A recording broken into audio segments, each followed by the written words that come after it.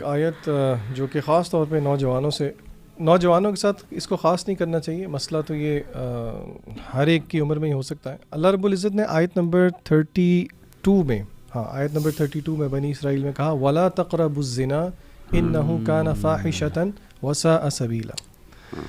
کافی چیزیں ہیں، ایک تو 3 چیزیں میں اس آیت کے متعلق بات کروں گا. پہلی بات تو جو ہر دفعہ اسکالرز کہتے ہیں کہ دیکھیں یہاں پہ اللہ نے یہ نہیں کہا کہ آپ زنا نہ کریں. اللہ نے جسے کہتے ہیں نا سدے باب کیا برائی کا، یعنی کہ اللہ نپ دی ایول ان دا بڈ، کہ اس کے قریب بھی نہیں جانا. اگر آپ نفسیات کی دنیا میں دیکھیں، سائیکالوجی کی دنیا میں دیکھیں، تو یہاں پہ میں تھوڑی سی بات کروں گا ویری کوئکلی ہیبٹ کی. ہیبٹ کو سائیکالوجسٹ ایکسپلین کرتے ہیں 3 چیزوں میں. وہ کہتے ہیں جی کسی بھی چیز کی عادت چاہے اچھی ہو چاہے بری ہو، اور وہ 3 چیزیں ہوتی ہیں اگر آپ نوٹ کریں. سب سے پہلے اس کا کوئی کیو ہوتا ہے یا کوئی ٹریگر ہوتا ہے جس کی وجہ سے آپ اس کے قریب جاتے ہیں. پھر اس کے بعد وہ سارا پروسیس ہوتا ہے and then it is the reward at number 3. تو میں حیران ہوتا ہوں کہ اسکالرز نے، ابن قیم رحمہ اللہ نے خاص طور پر جس طرح دعویٰ کیا کہ شریعت کے اندر بالکل اس مسئلے کا حل موجود ہے. اگر کوئی شہوات کے ہاتھوں بالکل بے بس ہو گئے تو شریعت اس کا جو ہے نا وہ حل دیتی ہے. اور اس میں سے ایک حل یہ ہے کہ you cut off the triggers. یہاں پہ میں اپنی آڈینس کو کہوں گا خاص طور پہ سوشل میڈیا کی ایڈکشنز جن میں سر فہرست امورالٹی کی، خاص طور پہ پورن ایڈکشن جو ہے ایک پینڈیمک کے طور پہ دنیا کے اندر ہے.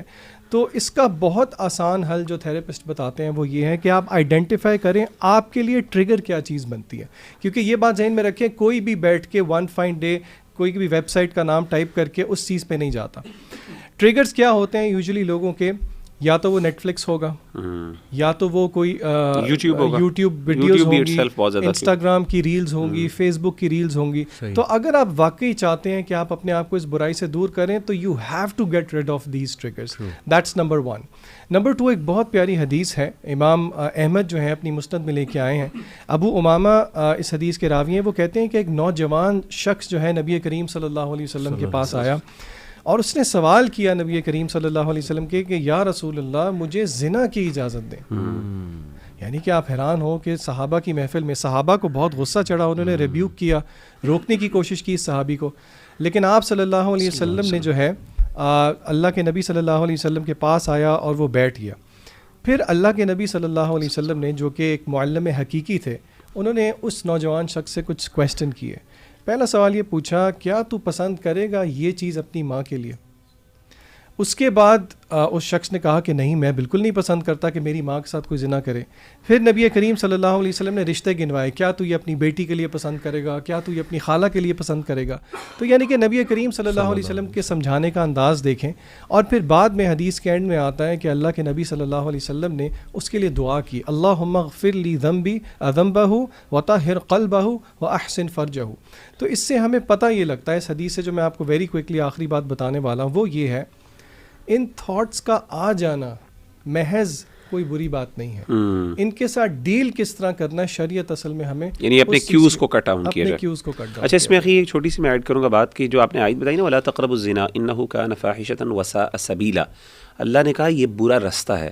اس کا مطلب ہے یہ ایک ٹائم کا ایکشن نہیں ہے. اگر ایک بندہ اللہ معاف کرے اس زنا میں چل جائے نا، پھر یہاں سے نکلنا بہت مشکل ہوتا ہے. یہ ایک ویشیس سائیکل ہے. اور اللہ معاف کرے، میں نے دیکھا ہے کہ یہ نا زنا اللہ معاف کرے ایک ایسی چیز ہے کہ یہ ایک نا پہلی ایک آپ کی ایک قسم کا ایک بیریئر ہوتا ہے. جب آپ اس کو کراس کر لیتے ہیں نا اللہ معاف کرے، پھر آپ کا اس سے پھر آپ کا نکلنا بہت مشکل ہے. یہ رستہ بن جاتا ہے نا کہ برائی کو کھینچتی ہے. سبحان اللہ. اچھا اس کے ساتھ ایک اور چیز ایڈ کروں سورہ کہف کے حوالے سے، کیونکہ وقت تھوڑا ہے تو میں چاہ رہا ہوں اس پہ کر لوں.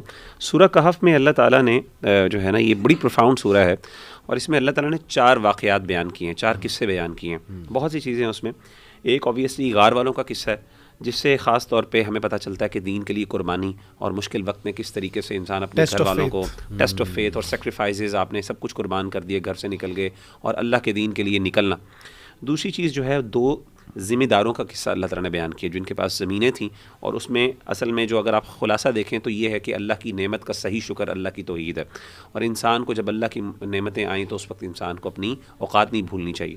تیسرا واقعہ جو ہے موسیٰ اور خضر علیہ الصلوۃ والسلام کا ہے، جو سمجھتا ہوں کہ علم حاصل کرنے کے اندر ایک نہ صرف موٹیویشن بلکہ صبر اور عاجزی، یعنی علم میں صبر بھی آپ کو چاہیے اور اس طریقے سے humility it should lead to, کیونکہ اس کا کاز یہ بنا نا یہ واقعہ موسیٰ علیہ الصلوۃ والسلام اور خضر علیہ الصلوۃ والسلام کا. اور چوتھا واقعہ جو ہے خاص طور پہ جو اقتدار کے حوالے سے کہ پاور جو ہے وہ کرپٹ کر دیتی ہے انسان کو، لیکن اللہ نے بیان کی مثال کس کی؟ ذوالقرنین علیہ الصلوۃ والسلام کی، کس طریقے سے انہوں نے اس کے ذریعے انصاف قائم کیا.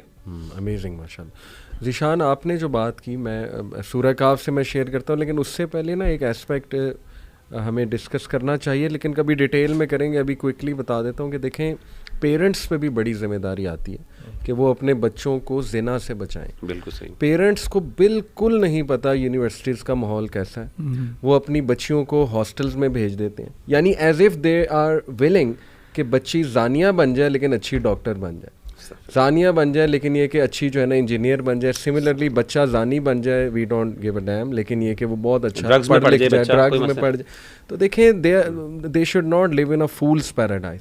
ان کو چاہیے اپنے بچوں کا نکاح جو ہے وہ جلدی کریں، بلکہ ان سے پوچھیں تمہیں کوئی پسند ہے تو بتاؤ، میں تمہیں سپورٹ کرنے کے لیے تیار ہوں. یہ نہ کہیں کہ نہیں پہلے تم مینیجر بنو گے، اتنی سیلری کماؤ گے. آئی تھنک پیرنٹس پہ بہت ذمہ داری جو ہے وہ عائد ہوتی ہے، یعنی نکاح کو آسان کیا جائے، نکاح کو آسان کیا جائے. میں کوئکلی سورہ کہف سے مغیرہ آپ نے جو دوسری سٹوری شیئر کی، الحمدللہ دیکھیے آج مٹیریلزم کا جس طرح سے دور چل رہا ہے تو الحمدللہ اس سٹوری میں اس کا اینٹیڈوٹ موجود ہے. اور وہ یہ آیا جو بڑی انٹرسٹنگ بات جو انہوں نے کی، ایک وہ جو تھے شخص انہوں نے اپنے دوست سے جو کہ ایکچولی بہت زیادہ مٹیریلزم کا شکار ہو گیا تھا، تو پھر اس نے کہا کہ لاکنہ هو اللہ ربی ولا اشرک بربی احدا، رہا میں تو میرا رب تو وہی ہے اور میں اس کے ساتھ کسی کو شریک نہیں کرتا. یہ ورس نمبر 38 ہے. تو اس میں انٹرسٹنگ بات یہ ہے کہ دیکھیں کہیں پہ کسی دیوتا یا دیوی کا ذکر نہیں ہے جس کی عبادت وہ کر رہا ہو بندہ، لیکن یہاں پہ جو شرک سے مراد ہے that is worshipping your own desires and that is worshipping the materialism. تو اس دور میں مٹیریلزم جب اتنا رائج ہو چکا ہے کہ لوگ شادیاں کرتے ہوئے بھی جو ہے نا وہ یہ دیکھتے ہیں کہ یار اگلے کی سیلری کتنی ہے، اسٹیٹس کتنا ہے. کئی ہمارے پاس کاؤنسلنگ کیسز آتے ہیں، اس کی روٹ کاز جب دیکھی جائے نا ڈیورس کیوں ہوئی ہے، تو ان دا بگننگ نیت ہی ٹھیک نہیں تھی. یعنی اس نیت سے شادی کی گئی تھی کہ ہمیں جو ہے نا وہ پاسپورٹ مل جائے گا باہر کا، یا ہماری بیٹی باہر سیٹل ہو جائے گی، اس کی زندگی بن جائے گی. وہ آگے سے وومنائزر نکلا، وہ آگے سے ڈرنک کارڈ نکلا، اور پھر بیٹی کی زندگی کیا بننی تھی اللہ معاف کرے وہ تباہ و برباد ہو گئی. تو آئی تھنک کہ اس سٹوری پہ ہمیں بہت غور کرنا چاہیے. یہ جو سیکنڈ سٹوری ہے ریگارڈنگ مٹیریلزم، سو یہ میری طرف سے ریفلیکشن ہے. جزاک اللہ.